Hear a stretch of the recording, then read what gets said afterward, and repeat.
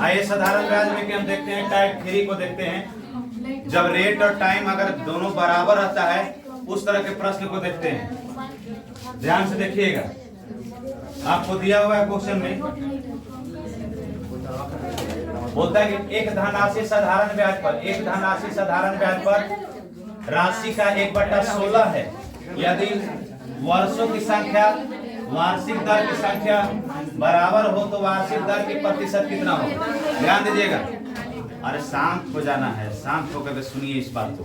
हम आपको बोलना चाह रहे हैं कि जब रेट और टाइम जब दोनों बराबर रहेगा, क्या बोल रहे हैं, जब रेट और टाइम दोनों बराबर रहेगा, जब दोनों बराबर रहेगा तो आपको फार्मूला हो जाता है, रेट और टाइम बराबर फार्मूला हो जाता है √n गुने 10।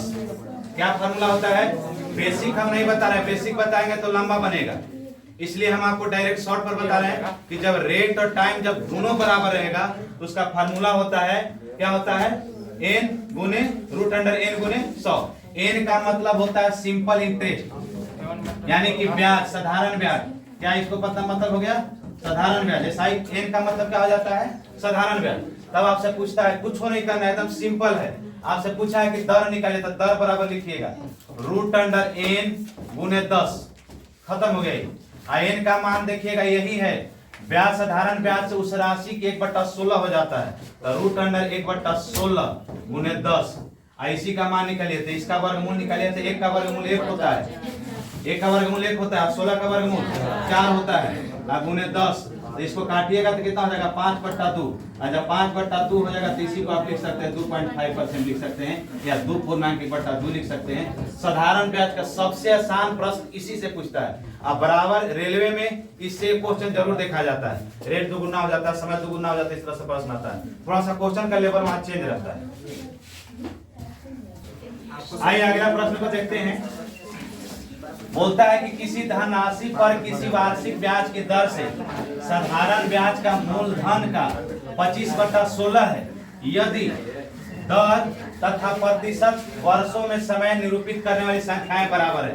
यानी कहने का मतलब है कि वर्षों, रेट और टाइम दोनों जब बराबर हो तो हम वही पढ़ें कि जब दोनों बराबर होता है तब फार्मूला होता है R और T बराबर, दोनों बराबर, फार्मूला होता है √n गुने 100। n का मतलब क्या होता है, साधारण ब्याज, n का मतलब साधारण ब्याज। तो n का मान कितना दिया हुआ, साधारण ब्याज के रूप में बोलता है, साधारण ब्याज मूलधन का 25/16 है, तो 25/16 है, 25/16 है गुने 10। तो इसका मान निकालेगा तो 25 का वर्गमूल 5 और 16 का वर्गमूल 4। इसको काट दीजिएगा तो 10, तो देखिएगा इसको काटिएगा तो 2 दूनी 4 होता है, 2 5 10 होता है, 25/2 यानी कि 12.5%। 12.5% किस ऑप्शन में आपका दिया हुआ है, तो ऑप्शन नंबर कौन है, सी। बहुत ही आसान चैप्टर है, रेट और टाइम जब बराबर आता है तो आसान तरीका से बनता है। तो आपको यहाँ रेट बराबर निकालना होगा, देखिए यहाँ रेट और टाइम बराबर, यहाँ रेट बराबर हम निकाले हैं, टाइम बराबर नहीं निकाले, क्योंकि हमको निकालना क्या है, दर निकालना है। जब दर निकालना है तो इसको बराबर लिखिए, ना लिखे आप लोग, इसको लिख लिए, कुछ है इसमें, लिख लिए इसको। आइए फिर से देखते हैं, अगला क्वेश्चन को देखते हैं, ध्यान से देखिएगा। बोलता है कि किसी धनराशि पर, धनराशि हो गई, धन का साधारण ब्याज का मूलधन का 4/9 है यदि ब्याज दिए गए मूलधन की अवधि का तथा वर्ष ब्याज दोनों बराबर है। तो हम आपको पहले बोले निकालना क्या है, दर। जब रेट और टाइम जब दोनों बराबर होता है तो दर बराबर फार्मूला होता है, या टाइम बराबर फार्मूला होता है √n गुने 10। n का मान कितना है, √4 है ना, 4/9 है, और गुने 10। तो ध्यान दीजिएगा, इसका मान 4 का वर्गमूल कितना होता है, 2, और 9 का वर्गमूल कितना होता है, 3 होता है, और गुने 10 यानी कितना हो जाएगा, 20/3 हो जाएगा। यानी कि इसको लिख सकते हैं 6.2/3%। ये आपका आंसर हो जाएगा, ऑप्शन नंबर कौन हो जाएगा, बी हो जाएगा। अगला 4 नंबर प्रश्न है, बोलता है कि अब इस समय निकालना है, क्या निकालना है, समय। और रेट और टाइम जब दोनों बराबर हो तो समय, जब रेट और टाइम बराबर हो तो हम आपको फार्मूला बनाए, आपको टाइम बराबर अभी निकालना है। टाइम बराबर क्या हो जाएगा, n गुने √n गुने 10 हो जाएगा। तो कितना हो जाएगा, √9/16 हो जाएगा, तो 9/16 गुने 10। तो देखिएगा, ध्यान दीजिएगा, 9 का वर्गमूल कितना, 3, इसका हो जाएगा 4 गुने 10। तो देखिएगा कितना हो जाएगा, n हो जाएगा 15/2, यानी कि दशमलव में दिया हुआ है, दशमलव में दिया हुआ तो इसको क्या लिख सकते हैं, 7.5 वर्ष। ध्यान दीजिएगा, पहले रेट निकाल रहे थे, दर निकाल रहे थे, इसलिए परसेंटेज देते थे। अब ये टाइम निकाल है, वर्ष निकाले तो 7.5 वर्ष लिखेंगे। तो 7.5 वर्ष कौन ऑप्शन में आपको है? ऑप्शन नंबर डी हो गया। आइए अगला प्रश्न देखते हैं। कुछ नहीं करना है, डायरेक्ट देखना है कि दर बराबर है, समय बराबर है। तो दर और जब समय दोनों बराबर होता है तो दर बराबर आपको निकालना है। क्या निकालना है? दर निकालना है। तो दर बराबर फार्मूला जब हम पढ़े हैं कि जब रेट और टाइम जब दोनों बराबर होता है तो दर बराबर फार्मूला हो या समय बराबर फार्मूला हो, दोनों का फार्मूला हो जाता है √n गुने 10 हो जाता है। तो देखिएगा 1/9 है तो √1 1/9 गुने 10, तो √1 का वर्गमूल कितना हो जाता है? 1 ही होता है, 1 रहेगा। और 9 का वर्गमूल 3 गुने 10 यानी कि 10/3। आप देखेंगे कि 10/3 है तो दर निकालना तो परसेंटेज में होगा ना, तो 9.3 इसी को लिख सकते हैं कि 3.1/3%। यही आपका आंसर हो गया। चलिए आइए अगला क्वेश्चन देखते हैं, 7 नंबर क्वेश्चन। छूट गया काजी? लिख लेना सब कोई।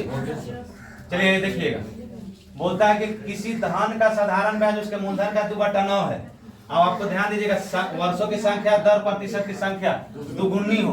तो ध्यान दीजिएगा, यहाँ थोड़ा सा भाषा दिया गया है और समय बराबर निकालना है। रेट और टाइम जब बराबर दोनों होता है तो फार्मूला क्या होता है? √n गुने 10। आप ध्यान दीजिएगा, आप यहाँ बोलता है कि वर्षों की संख्या दर प्रतिशत की दुगुनी है। तो दर प्रतिशत की दुगुनी है तो वर्षों की संख्या, तो वर्षों की संख्या कितना है? 9। और दर दुगुनी तो जिसका दुगुना उसी में 2 से गुना। अब बोलता है गुने 10, तो देखिएगा तो इसका कितना हो जाएगा? 4/9। और 4/9 यानी कि 2/3 गुने इसका 10 हो जाएगा ना। तो निकालिएगा तो कितना हो जाएगा? 20/3 यानी कि 6.2/3%। दर निकालना है कि समय निकाल, टाइम निकाले हैं तो इतना वर्ष हो जाएगा, यानी कि 6 वर्ष 2.2/3। तो 6 वर्ष 2.2/3। ध्यान दीजिएगा, अगर इसका बेसिक बनाना होगा तो एक अलग तरीका है। हम मान लेंगे कि धन 2/9 है तो धन को कुछ और मान सकते हैं, जो 9 से पूरा कट जाएगा उसको धन मानकर बेसिक बना सकते हैं, मगर बेसिक पर हम चर्चा नहीं कर रहे। ध्यान से देखिएगा, इस प्रश्न में थोड़ा सा बदलाव हुआ है। इसमें रेट और टाइम दोनों बराबर नहीं है, इसमें नहीं दिया हुआ है। आपको ध्यान दीजिएगा, बोलता है कि किसी राशि पर 4 वर्षों में, तो किसी राशि पर, तो राशि का तो पता है नहीं, तो राशि हम मान ली 1 मान सकते हैं, x मान सकते हैं। मान लेते हैं कि 4 वर्षों में, तो किसी राशि का 4 वर्षों में अब कितना दर पर, तो दर दिया हुआ नहीं है। तो रेट और टाइम को हमेशा आप गुना करते ना है, तो रेट तो दर निकालना है तो दर परसेंट कर दिए। देखिए ध्यान दीजिएगा, किसी राशि पर 4 वर्षों में दर कितना हमको पता नहीं है, हो जाता है ब्याज उसी राशि का, किस राशि का? इसी राशि का 1/5 है। तो वार्षिक दर ब्याज, वार्षिक ब्याज की दर क्या होगा? तो दर निकालना है, दर अवधि निकालना है। तो दर निकालना है तो x का हो जाएगा कितना? 4r/100 बराबर x गुने 1/5। यही ना है, यही ना होगा। अब ध्यान दीजिएगा, 4 का पढ़ेंगे 25 बार, तो 4 का 25 बार पढ़ेंगे तो 100। और जब 2 भिन्न आपस में बराबर होता है, जब 2 भिन्न आपस में बराबर होता है तो नीचे नीचे कटता है। तो देखिएगा नीचे नीचे कटेगा 5। अब ध्यान दीजिएगा, जब 2 भिन्न बराबर होता है तो ऊपर ऊपर कटता है, नीचे नीचे कटता है, ऊपर नीचे नीचे कटता है। यहाँ देखिए तो r दिखाई दे रहा है ना, तो यहाँ r दिखाई दे दिया। अब r बराबर कितना हो जाएगा? 5%। यही आपको दर निकल गया। दर कितना हो जाएगा? 5% दिए गए ऑप्शन में कौन हो गया आपको? B option. आपको यहाँ दर निकालना था। चलिए आइए अगला प्रश्न देखते हैं। अगला प्रश्न में आपको बोलता है किसी धन का 10%, ध्यान दीजिएगा यहाँ 10% दिया हुआ है, इसका मतलब कि दर दिया हुआ है। यहाँ आपको 4 वर्ष दिया हुआ था, इसका मतलब कि समय दिया हुआ था। तो अब यहाँ समय दिया हुआ था, दर निकालना था। इस प्रश्न में आपको दर दिया हुआ है, समय निकालना है कितने वर्षों में। तो धन का पता नहीं है, तो धन मान ली कि x है और 10%, तो समय निकालना है तो t मान ली, और दर को समय को गुना करते हैं तो परसेंटेज में लिखते हैं। और किसी धन का, तो धन का 2/5 हो जाता है। तो धन का 2/5 हो जाता है। धन कितना माने? धन कितना माने? x माने। तो x गुने 10/t/100 बराबर x गुने 2/5। यही ना है। ध्यान दीजिएगा, 0 से 0 खत्म, 5 दूनी 10 खत्म। अब ध्यान दीजिएगा, 1 से x खत्म। अब देखिएगा तो दोनों के गुना कीजिएगा तो t बराबर निकल जाएगा। दोनों वैल्यू आपस में गुना होगा, तिरछा तिरछी। देखिएगा ध्यान दीजिएगा, इसको गुना करेंगे तो 2 दूनी 4, क्योंकि हम पढ़े हैं कि जब दो भिन्न आपस में बराबर होता है तो ऊपर ऊपर कटता है, नीचे नीचे कटता है, ऊपर नीचे कटता है। ध्यान दीजिएगा, जब दो भिन्न आपस में बराबर होगा तो ऊपर ऊपर कटता है, नीचे नीचे कटता है, ऊपर नीचे कटता है। तिरछा तिरछे सिर्फ गुना होता है। अब अगला टाइप को हम अगले दिन देखेंगे। आपको एक टाइप नंबर 3 चल रहा था, रेट और टाइम का बराबर था दोनों वैल्यू, उस प्रश्न को हम देख रहे थे। अगला दिन अब अगले प्रश्न को देखेंगे।